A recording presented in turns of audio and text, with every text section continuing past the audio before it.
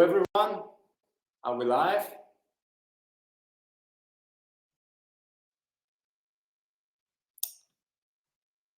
If anyone can hear me, please use the chat.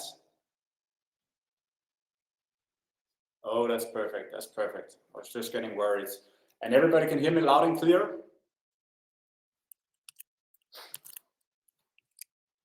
Yes. Nice to see you all. I hope you're ready to hopefully learn some new information today. Hope you are enjoying the summer and that the weather is as good as your place as it is here in Scandinavia at the moment. Where are you from in the world? Likewise, thank you. Canada, Brazil, also nice, representing Dubai, France, Texas, Turkey, Iceland, Austria, Finland, Greece, Latvia, Croatia, Denmark, India, Hungary. Nice. Okay, so we're represented again. It's very nice to hear.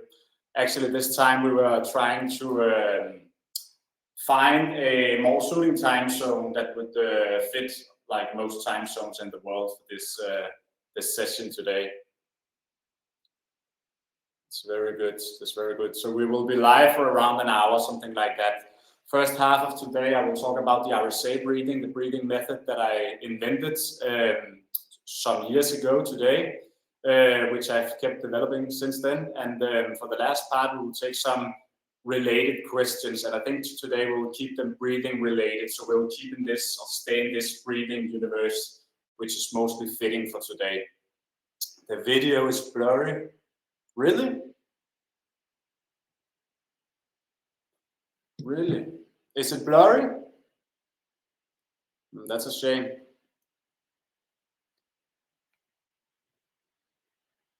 It doesn't matter whether you can read the board or not. That's mostly my notes. As long as you can sense what's going on, but as long as you can sense what's going on and you can see me, I guess that's the most important, because I need to do some practical stuff today that you need to learn. Cleared up now. Okay, that's good. We should have fine internet out here, but I'm on the countryside, you know, so the compensation for being at the countryside is poor Wi-Fi. So gotta live with that, guys. The volume is a bit less. Don't think we can do anything about that. Can you hear me, everyone? Okay. Okay. That's great. That's great. Okay, so let's go.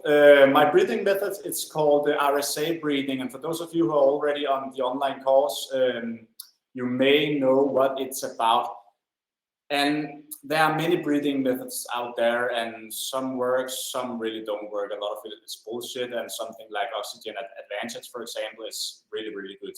So be careful of what you choose. But what I've chosen to do with breathing is to bridge biomechanics and breathing, because biomechanics is or breathing is a biomechanical pattern. Half of our movement is because of breathing. So when I did my online course a few years ago, I digged very deep into this breathing mechanic stuff. And what I found was that breathing is very much a fascial issue. And I really don't know why no one is speaking about this, because you have a respiratory system. And this respiratory system is, of course, your fascia. It's, of course, your lungs, your nasal cavity, etc., etc. But it's just as much muscles. So just like you have a biceps, for example, or a chest muscle, or anything like that that you want to stimulate, you need to stimulate your respiratory system. So breathing is a fascial process, because if you have restrictions in your respiratory muscles, and we will come back to what those are, then your breathing patterns will be impaired. So just as you want to fix any other muscle in your body, you want to strengthen it, you want to release it, you need to do the same with your respiratory muscles. So think about posture, for example. Think about the way that I'm sitting right now. I'm in a hunched over position, just like you are when you're driving your car, when you're riding your bike, when you're eating at the dinner table, for example. You're always in this forward flex position because everything is happening in front of the body. This is perfectly fine, because I can just go up to my cable machine, do some multidimensional workouts, do some stretching, all that stuff, and everything is fixed. My fascia is balanced. But if we keep being in these hunched forward positions, then the restrictions that we tend to get will be in front of the body. And where do you think your respiratory system is mainly located? It's of course in front of the body, because we have the nose here, we have the mouth here, everything is happening from the front. So that also means that our respiratory muscles wander all the way this down to, of course, the main muscle, which is the diaphragm. And it's also essential for me to notice here, like I do with everything else, this is not essential for kids. Like, you don't give birth to a baby and say, you need to do the RSA breathing, you need to release your respiratory muscles and do some heavy breath work, because babies are born the way they should in terms of breathing, at least 99%, just like they are in terms of their biomechanics. So what we want to do as human beings is to return to the childlike state, because we have accumulated so much dysfunction over the years. So this is what this is about, just like anything else within quantum biomechanics. You want to get back to this childlike state where you're hydrated and where everything within your biology functions without restrictions. So you don't have to take another personal trainer sessions or treatment or massage in order to keep being in this constant symptom management flow. So the RSA breathing basically stands for release, strengthen, and activate. This is what I feel is most important in order to get back to this childlike state that I just talked about.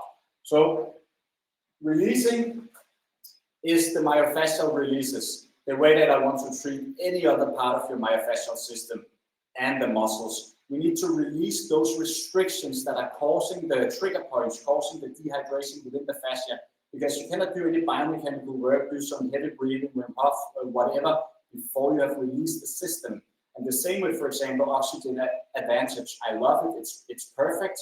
But if you have these myofascial restrictions within the respiratory system, then it really doesn't matter, because you will still have these restrictions that is holding your posture back from being able to expand properly. So that's the first portion. You need to be able to release the pre-existing trauma within the respiratory fascial system. Then you need to know how to activate, or you can also do the strengthening first.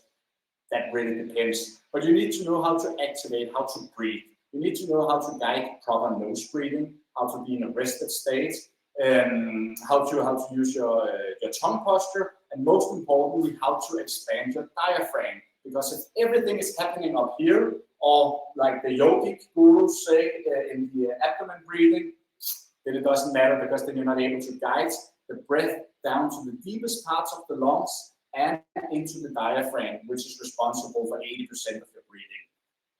So when you've done that, you can begin thinking about strengthening the system, like you would do with anything else in a gym, basically. So you can do that in two ways. You can apply resistance to the muscles that you want to strengthen, as you would do with a squat or a bench press or multidimensional movements or whatever. When you apply a resistance to a muscle, it can grow in volume, but it can also grow in strength, meaning in function. So we can do this in one of two ways. Resistance-wise, we can take one of my biofeedback bands and we can apply it to the thorax, like the thoracic cavity where all your respiratory muscles are located. So if we kind of wrap the thoracic cavity up and put it up pretty tightly, like a bra, for example, basically, then every time you take an inhalation, you're breathing against resistance, meaning the respiratory muscles are being loaded up that way. Another way to do this is through breath holding. So actually, when you do a breath hold, when you do an inhalation and hold the breath on the inhalation, you're contracting the diaphragm, just like you're contracting any other muscle in your body. So you can do them either separately or you can do them combined. So if we start with the release parts, the myofascial part, then we have around, I don't know, maybe 8 or 10 respiratory muscles. Some are more important than others. Most of them are very deeply located and very small, so they're insignificant and they're very difficult to reach. So the first one, starting up here, the SCM muscle. sternocleidomastoid. So every time you take an inhalation, you can see what happens up here. It's contracting. Of course, now it's a pretty deep inhalation, so you can see more visibly. So this muscle is responsible for driving the inhalation. If you want to find it, you can take a fist on your forehead, push it forward, and then you can either feel or see this muscle walking all around here. So if this muscle is restricted, it meaning that every inhalation you take will similarly be restricted. So the way in which we can find our restrictions here, if you have some, is located. I either go for the high portion or I go for the low portion. Sometimes you can even feel the pain, like here is my restriction, or here is my restriction. Sometimes it's the entire portion, and then of course you do releases on that. And you have to be a bit careful because you have some big veins in here, and you don't want to be too aggressive on those. And of course, it's also very, very sensitive area of your body. So simply just hold slightly on it while applying the pressure. You can do this meanwhile. I'm guiding you here.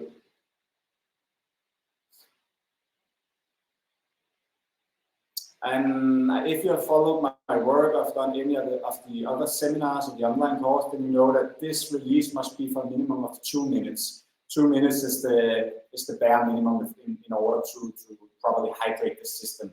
I usually go around for maybe 4 or 5 minutes, like just stay in it, be calm, put your focus internally.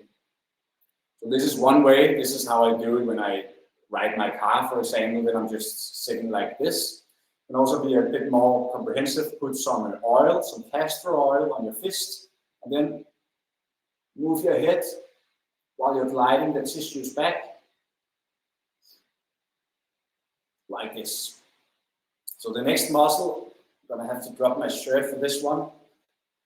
2 minutes each side, yes, so it's 2 minutes and minimum per spot.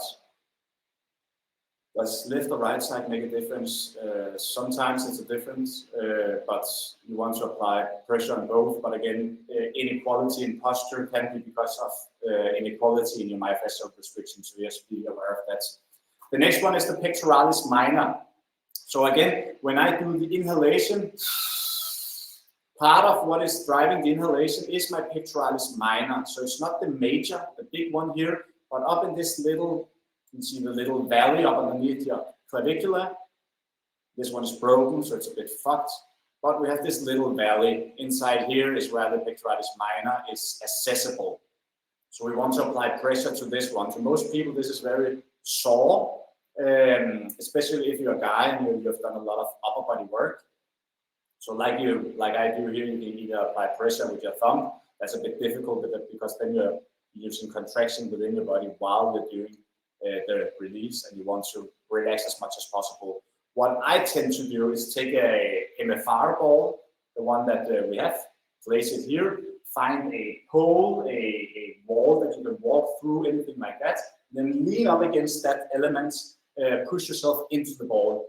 What you can also do is, if you have Tömörkènyi, something like that, simply find a spot, because you're going to apply quite more pressure here, and preferably in a lying position, right? So you can really relax the thoracic cavity.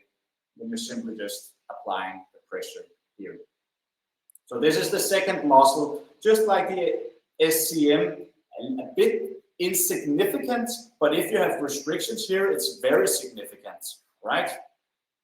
So the second last portion is the intercostals. I don't know if you can see them here. If I'm too fat, maybe, I don't know. But in between the ribs, in between each rib, we have the intercostal muscles, small little tissues, which is kind of driving the expansion of the rib cage every time we inhale and we exhale. These are expanding and contracting. So if these are restricted, then we have a problem.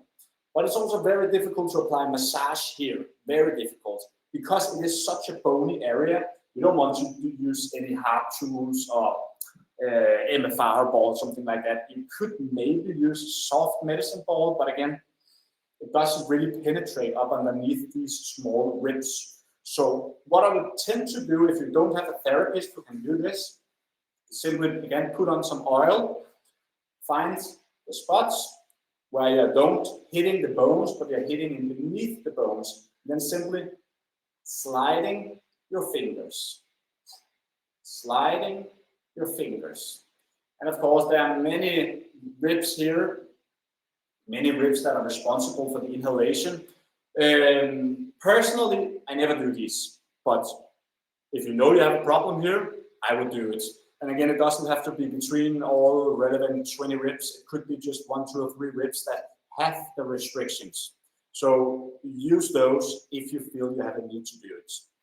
The last and most important for sure, which one is that? I will drink my water and you can take a few guesses meanwhile. Yes, you can use your knuckles too, that's right. It's also a great one. It's a bit difficult to do for yourself. Okay, but no guesses in the chat, but the diaphragm, of course. And again, yeah, the diaphragm. So the diaphragm is driving the vast majority of our breathing. So if this is dysfunctional, so will the entire portion of your breathing be. So what you want to do here is sit in a seated position where you can relax your spine. If you cannot do it in an unsupported position, sit up against a wall or do anything where your spine relaxes. You can also lay down if it's completely difficult for you to do, then you just lay down. So I prefer in a seated position. The reason why you want to do it supported if you don't have the spinal mobility to do this is that the consequence is the rectus abdominis muscles will contract. And once you have superficial contraction, then the deeper layers of your fascia won't be able to be reached. Okay? So when you do this, completely relax everything within your superficial layers. Make sure that you haven't just eaten. I would say at least 1 hour after, and preferably 2 or 3, so your digestive processes aren't going on. So you have this ability to just relax. And then you dig your fingertips up underneath the rib cage. Do not pull the rib cage. Never do anything harsh on your bones. But simply try to see if you can find this balloon up underneath. Because the diaphragm is sort of a balloon umbrella-like shape. Completely relaxed here. Close your eyes. Turn to this internal focus. And simply just while applying the pressure, how to avoid hitting the organs. You cannot avoid that, but that's completely fine. So if you're gentle, then you'll just apply massage and mobilize the organs basically. If it hurts, does it mean it's restricted? Yes, yes, absolutely. And you should be able to sense whether it's the diaphragm that hurts, or it's the rib cage, or maybe it's the organs, maybe it's something wrong with your gut, right? But if the diaphragm hurts, yes, that's most likely a myofascial restriction that needs to be released. So the same is simply here, you're gently massaging here, using your hands for a minimum of 2 minutes to release these tissues. So that is the basics of the release part. The activation part is also very, very interesting here because we need to know how to breathe. That is the 101. That is the childlike state that we have forgotten. Children know, but we don't. So of course, always nose breathing, inhalation, exhalation. Some people say inhale fine out through the mouth, but I would say always nose as much as possible. While you do this, you glue, so you create this vacuum of your tongue up to the soft palate in order to stabilize the neck and open your respiratory pathways. Okay, this is very important. So while you shut your mouth, you take, this is the soft palate of your mouth, then you take the tongue and glue it up to the soft palate. So the tip of the tongue is just behind the teeth. Okay, so you create this vacuum and let the tongue sit up here while guiding nose breathing. Okay, so the air enters the nose and it has to go all the way down to the deepest part of the lungs and into the diaphragm. Because if you see the lungs like, I don't know, I have that kind of shape, but if you can see here, then this is basically the shape of a lung, okay? So Narrow at the top, wide at the bottom. Because it's widest at the bottom, it means that the blood flow is greatest at the bottom. This also means that if we are not able to guide breathing or air into the deepest parts of the lungs, we won't oxygenate our blood properly. And this is why our diaphragm is located down here, because we have to guide the air all the way down to the deepest parts of the lungs in order for the diaphragm to expand. So maybe some of you are yawning already right now. I don't think it's because this session is boring. It could, on the other hand, be because the diaphragm is not expanding enough. Because if we are shallow breathers, or we are stressed, or nervous system dysregulated, then we won't be able to guide our breath into the deepest parts of the lungs and oxygenate our bodies well enough. And because of that, daytime yawning occurs. So when you're yawning, you're guiding this deep breath into your diaphragm, forcing a diaphragm contraction because your body tells you, I'm not contracting enough, you have to let me do it. That happens through this yawning. So, how do we breathe into our diaphragm for those that don't know it? We need ribcage expansion. No, we don't need abdomen expansion. It can be supported by saying that the upper abdomen can be expanded. That's okay. But just to say full abdomen expansion, like both upper and lower portion, that's just bullshit. Because you don't have any respiratory muscles here. You have the rectus abdominis, which is kind of guiding the exhalation. But inhalation-wise, no. You have the diaphragm here. When the diaphragm contracts, we are expanding the ribcage this way, and this way. So no, abdominal breathing is not the way to breathe. Ribcage breathing is. So we need a 360-degree multidimensional expansion of the ribcage in order to drive proper diaphragm expansion. Okay. So how do we do this for people that haven't done it properly in many, many years? You can, for example, place your hands here. And when you take an inhalation, you shouldn't see the chest expanding. You shouldn't see the abdomen expanding. No, you should see your hands or fingers moving away from each other, because when they do so, we have the lateral expansion of the ribcage. Okay, place your hands here. See if you can allow your ribcage to expand laterally, and on the exhalation, move closer once again. Inhalation, exhalation. And maybe you don't learn it already by now, but this is something that you can easily teach yourself to be able to relearn the pattern of not just expanding your abdomen, but simply the entirety of the diaphragm. But as I said, it's a multidimensional approach. So it's not just lateral expansion, it's 360-degree expansion.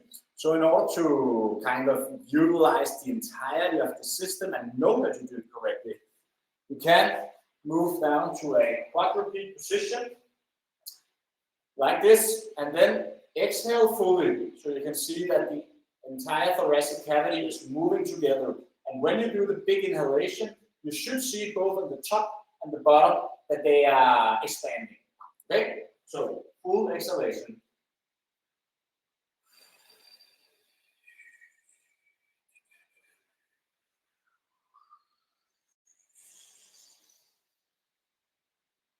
And inhale.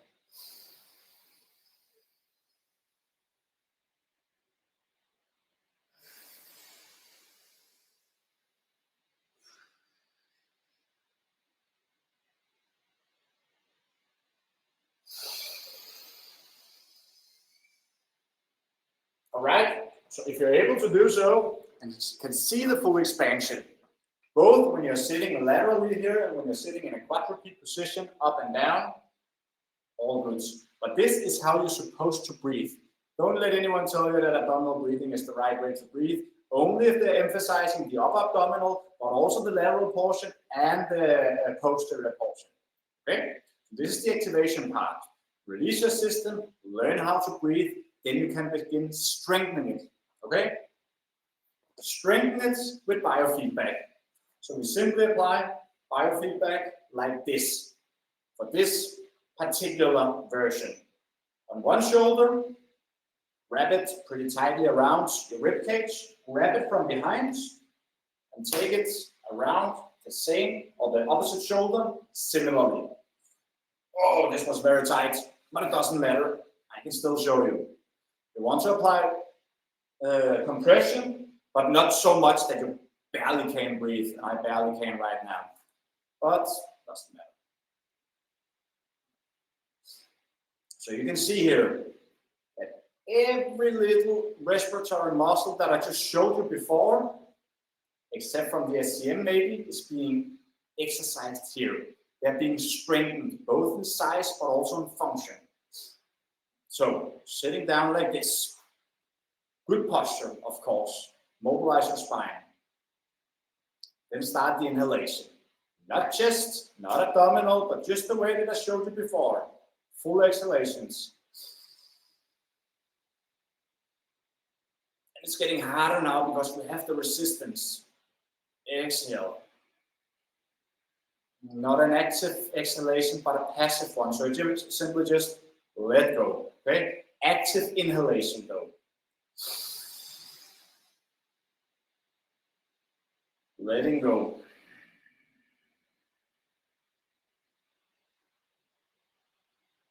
Active. Letting go. This is strength training. This is simple strength training, guys.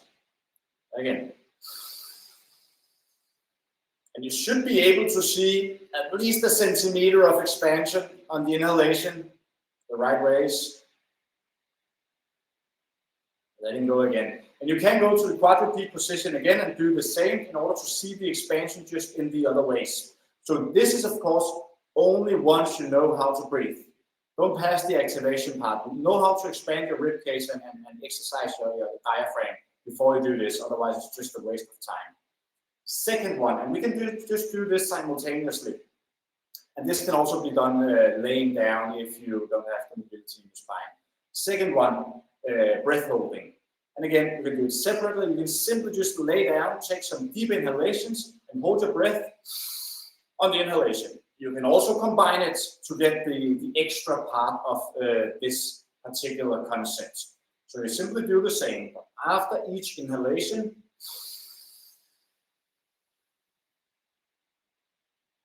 you hold your breath.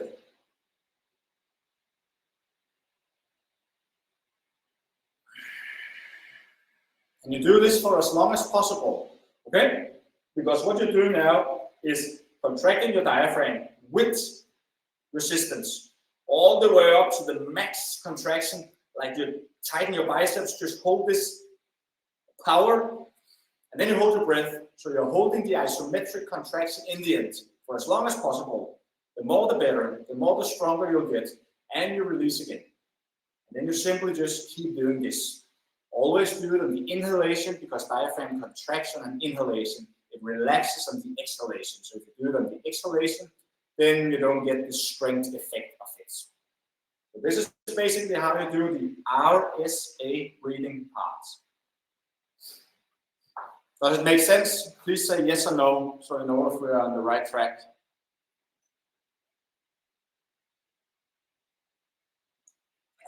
Good, good, good. Okay. Next, also very important, is how much we're breathing. If we're over breathing or under breathing or breathing just the right way. And this has something to do with your CO2 tolerance. Basically what you want to do is do more with less. So utilize what you already have in your body. A lot of people go to the gym and they run and they cycle and they do all sorts of shit. Even my top professional football players are doing way too much cardio training simply because they're not taught how to use their lungs. So my VO2 max is excellent. And I run maybe, I don't know, 2 times per month. I know that's way too little, but I'm very busy. so I try to prioritize my time as best as I can. But I run like 2 times a month. Then I do a little multidimensional movements from time to time, but that's it. My VO2 max is excellent.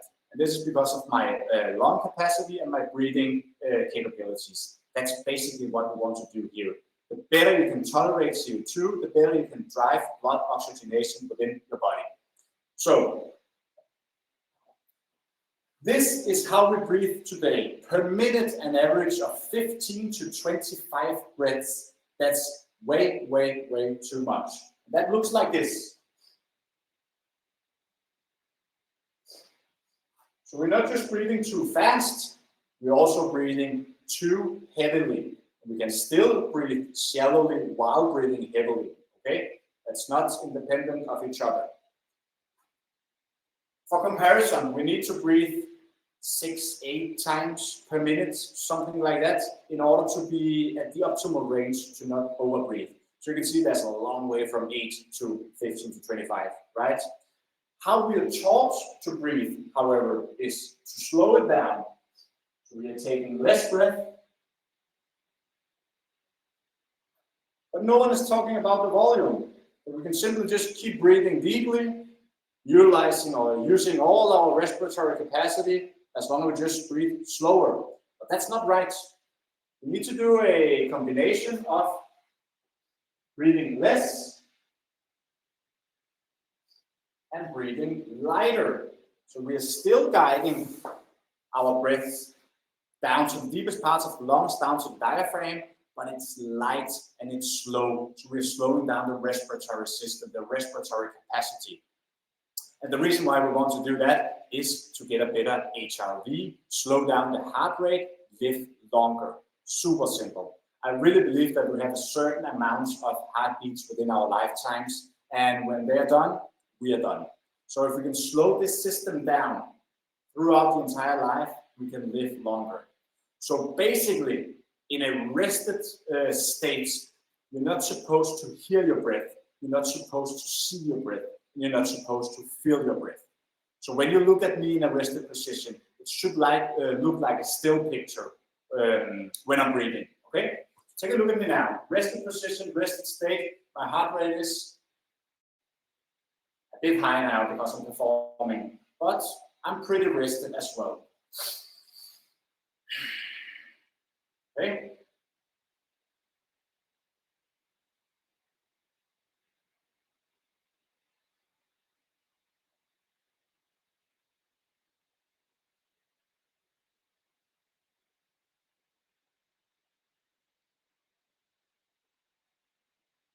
I'm still here.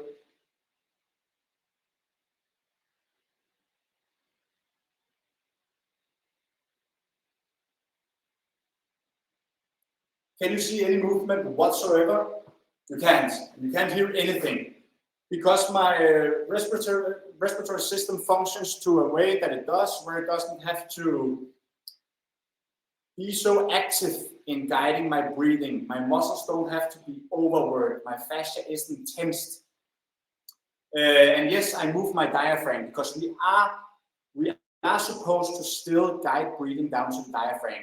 But because my heart rate is so low and I'm in a rested position, you shouldn't be able to see it because it's happening so slow.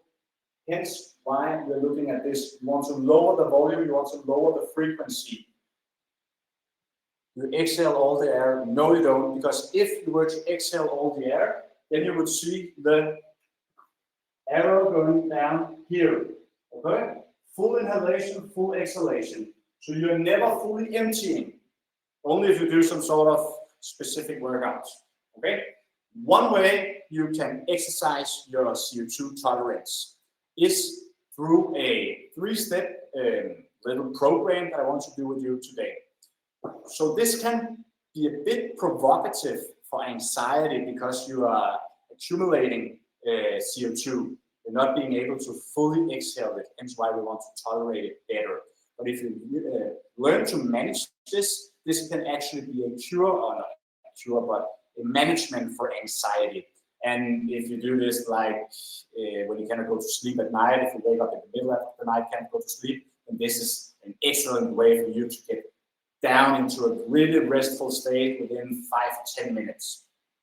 Okay, so again, think about the principles that I just told you about. That you shouldn't be able to see, hear, or feel anything. It should be very, very slow.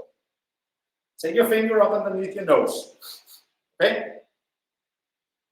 And what you should be able to do now is to breathe so lightly that you cannot feel anything on your finger. Okay? Imagine this is a feather. If it was a feather, you shouldn't be able to see any movement whatsoever on the feather because your breathing is so light. Okay?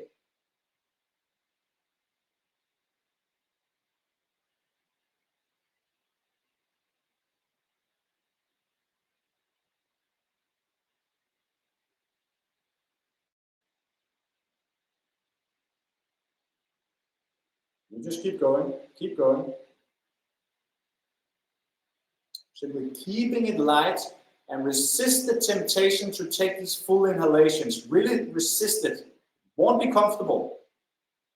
Won't be comfortable, and it shouldn't be comfortable. Then you're doing something wrong, or you're just in brilliant shape, but very few people are. You just keep holding your finger here, breathing in and out so slow and so light that you cannot feel it. And yes, around 6 seconds in and out, it's perfectly fine. It can also be 4, it can also be 8. But something where you can control it, where you can control the pace, control the sensation on your finger. Keep doing this. Normally, I would maybe go around 5 minutes on each exercise. But we have a time limit today. We'll take it pretty easy. Okay, transition to the next. You cough now, your mouth and your nose, okay? Coughing mouth and nose. And then you're doing the same. Breathe lightly in and out with your nose only, okay? Like this. Coughing, totally. No air is supposed to enter or leave your mouth. This is like the COVID mask, okay? The COVID mask works great for 5 minutes, then you're doing the CO2 breathing, okay? But for hours, fuck no. But you keep doing this. Coughing fully, light breathing, in and out through your nostrils.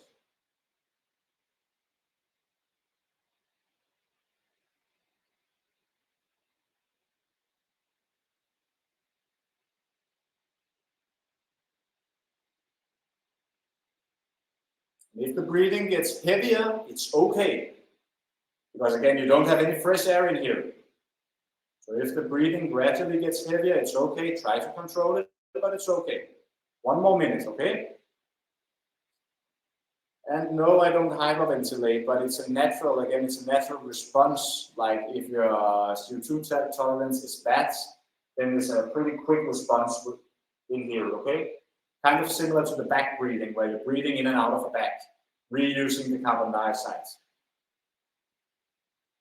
Okay, last one. Place a hand on the chest, hand on the rib cage. And just like I showed you in the first exercise, now you're breathing so lightly that you shouldn't feel any expansion here nor here. Okay? As simple as that. As simple as that.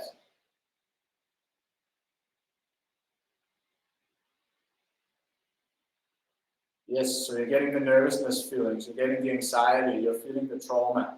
Me too. So if you have any tendency to anxiety, something like that, you will feel it right away. But again, if you do it properly, it's a good way to learn to control it. Remember to stay focused here. 1 hand here, 1 hand here. You shouldn't feel any expansion anywhere. The breathing is so light, you're not feeling anything.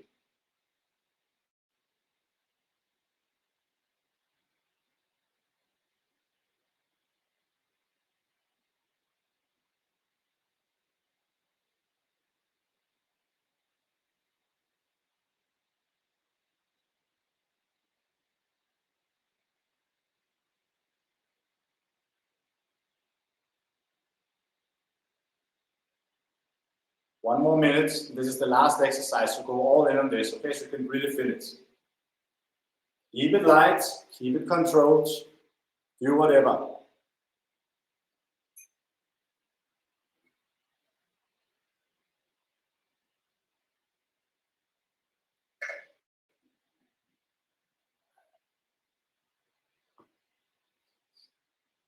Yeah, it's very difficult. It is. It should be. If it's not difficult, then you're probably not doing it the right way, because I've yet to find a person who's really top-notch at this. Even when I work with my top athletes, they don't know how to do it. Okay, perfect. So this was a little teaser of my RSA breathing method and the one that we do in the quantum biomechanics protocol. Like, I think that this is one of the most comprehensive breathing protocols that are out there. And it's not to say that the other stuff doesn't work. I just think that there is a lot of missing pieces, because again, breathing is a biomechanical process, not just a respiratory process. So if we don't include both things in it, we're only treating it halfly. So I think that this is the right way to go about it, to be honest. So before we move to the Q&A sessions, if some of you guys out there are not on the Quantum Biomechanics online course yet, then you can use today the code RSA20, and then you'll get 20% off the online course, but only today and only for those that have participated in this workshop. So RSA20 if you want to take the Quantum Biomechanics online course, and only today. So if you have any questions related to breathing, let's cover those.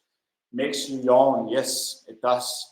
Because again, you're craving this diaphragm contraction. That's so normal.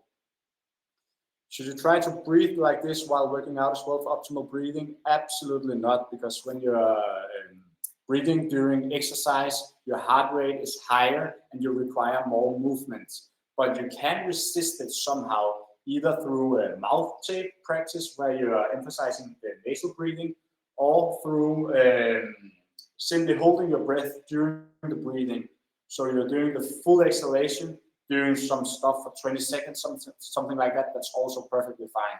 But generally speaking, yes, you want to do the ribcage breathing, but with higher volume for obvious reasons.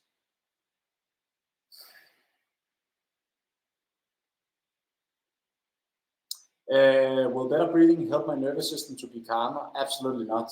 Oh, absolutely, sorry. Absolutely. One of the most crucial ways to regulate your nervous system is through the breathing, because the breathing is connected to your vagus nerve, which is regulating your nervous system. So yes, if you want to upregulate and be in a fight or flight state, you need to hyperventilate. It can be beneficial for some stuff, like if you are going to do a workout, for example, then it can upregulate the nervous system to be better there. But for the vast majority of the time, you want to downregulate. So stuff like we just did, or for example, parasympathetic breathing, where you are exhaling longer than you are inhaling. Because on the inhalation, your heart rate is speeding up. When you exhale, your heart rate is slowing down. So if you exhale longer than you inhale, then your heart rate on the lung span will be lower in general. Can you tell me why I snore or stop breathing at night? Yes, that's apnea, and that's simply because you don't know how to breathe properly. So your airways become constructed or constricted, where you're relying on your mouth, which is making you snore either internally or externally. Okay, so you need to fix your breathing sleep with mouth tape, and basically do all this stuff, because this is the basis of it, and then you can supplement with mouth tape. It simply means that your nasal airways are not decompressed enough. So when you breathe, you suffocate, kind of. When should you do these exercises and how often? You can do them daily, okay? The more loads, the more break we should take. So if you do the strengthening exercises, maybe take a day of break. But all these more default breathing practices, you can do them daily. Like, they don't require any recovery. RSA20, yes, and I will just type it here, RSA20 for the 20% discount.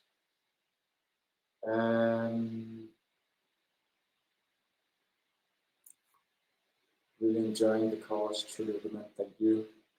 I tend to breathe too hard, I think. Yes, that was not a question. Okay. Any good books or other resources about breathing? Of course, my own book covers it pretty well, and with a lot of this stuff. Patrick McEwen, again, the founder of Oxygen Advantage. Everything I know about the CO2 tolerance is directly taken from his work, and he knows it, and I acknowledge him from it. So I've taken the CO2 stuff and I combine it with my own. So if you want to get more into this CO2 tolerance, high altitude training, etc., then go read a lot of Oxygen Advantage stuff.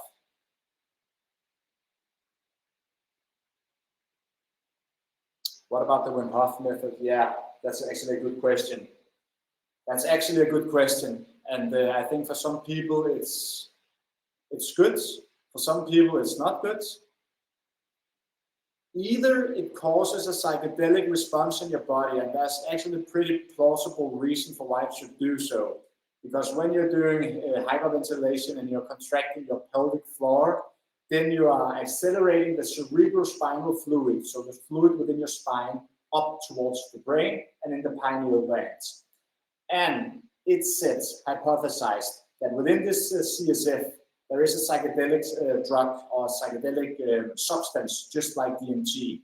So if we can manage to accelerate this up to the pineal gland, we will get a psychedelic response. If that's the way the Wim Hof method works, then I think it's pretty interesting, but for therapeutic reasons. There's also another hypothesis, which the science world is discussing a lot at the moment, is that you're basically creating hypoxia. So you're suffocating yourself. And when you do this for 1 round, 2 rounds, 3 rounds, no problem. But if you're doing it extensively, you're simply depriving your brain of oxygen. And over time, this can create brain damage, basically. And that's why I don't want to conclude anything, because people who are concluding something doesn't know what they're talking about here. I really think that there is a basis within the psychedelic trance stuff, because I've been down at his facilities for a lot of times now, and I've seen some crazy shit. So, but again, I would be cautious, because hyperventilation is not, and breath holding combined, may not be the safest thing to do on a daily basis. We make breathwork training for professionals. Yes, in the online course and our workshops. That's both for professionals, yeah. Will it not be difficult to choose exercise if I don't understand that. Do you have a course in Denmark as well? Yes, we have that annually, twice a year. Next time is in 2 weeks. That is fully booked. So the next course or workshop will be next year, and you can find this on our website.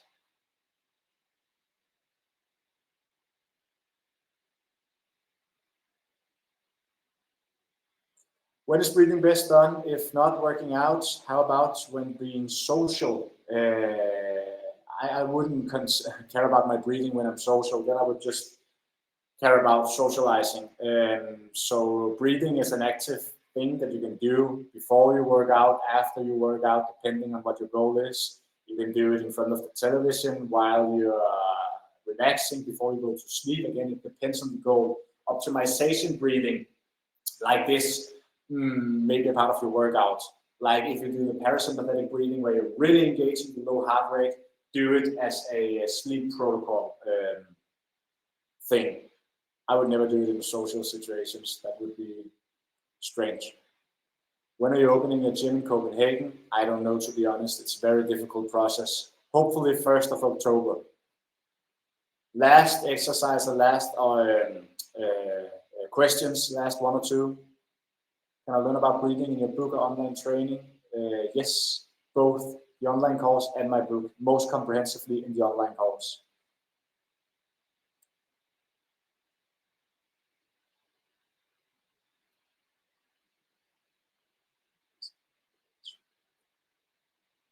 How do we breathe when sitting at a desk or like this to not feel the stiffness? You simply extend your spine, then you don't have to care about anything.